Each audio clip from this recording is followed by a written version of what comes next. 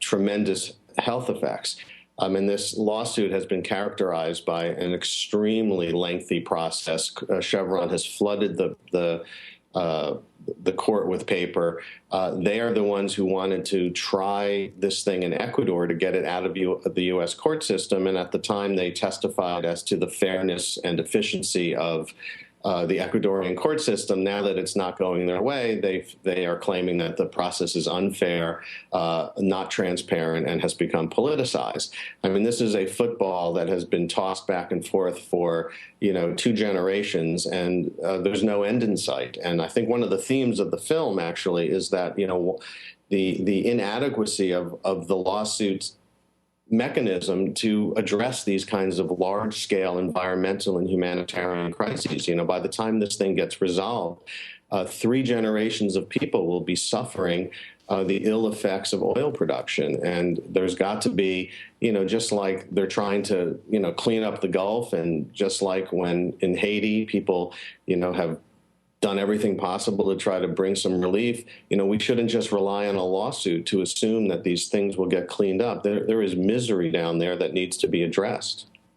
Peter Maas, can you put what happened with Chevron and Joe Berlinger in his film Crude into the broader context of the power of the oil companies? Did this ruling surprise you, that this filmmaker has to hand over all of his outtakes to Chevron?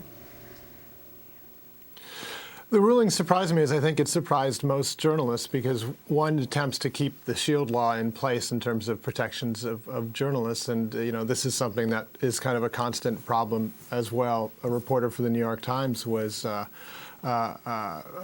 sued, or I should say, there was a court came at him a couple of weeks ago, James Risen, to get him to reveal sources involved with some of his reporting. So this is a constant problem that happens, and it happens to have struck Joe Berlinger, a documentarian, in this case, and hopefully it will come out on his side. I expect so. But overall, the thing that I kind of am focusing on, in the sense, is more globally, in the sense of these oil companies and the problem of oil.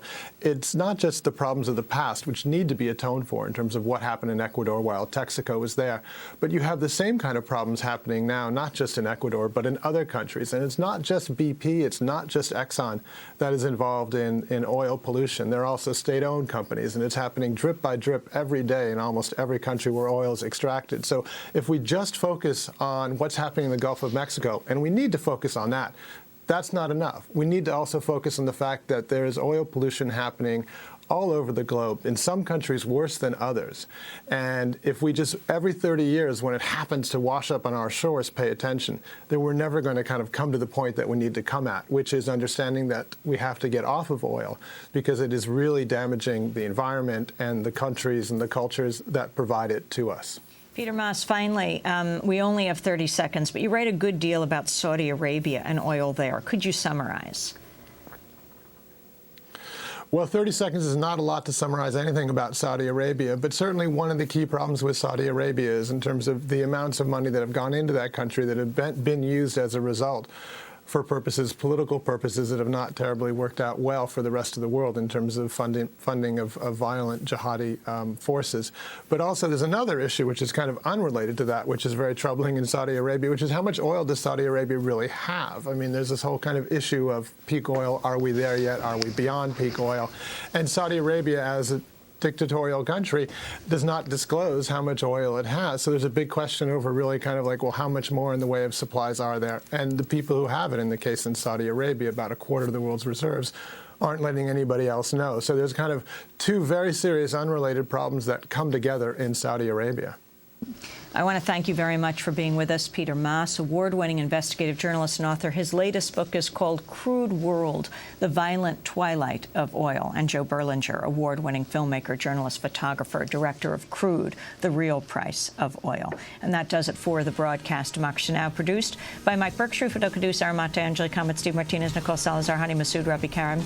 Happy birthday to Democracy Now! In Espanol, which started airing headline news 5 years ago. Special thanks to Claudia Vada, Maria Eva Blota, Andres Contreras, Chuck Scourge, Angel Dominguez, Chati Cajas, and Gabriela Diaz-Cortez. Special thanks to Becca Staley. I'm Amy Goodman. Thanks for joining us.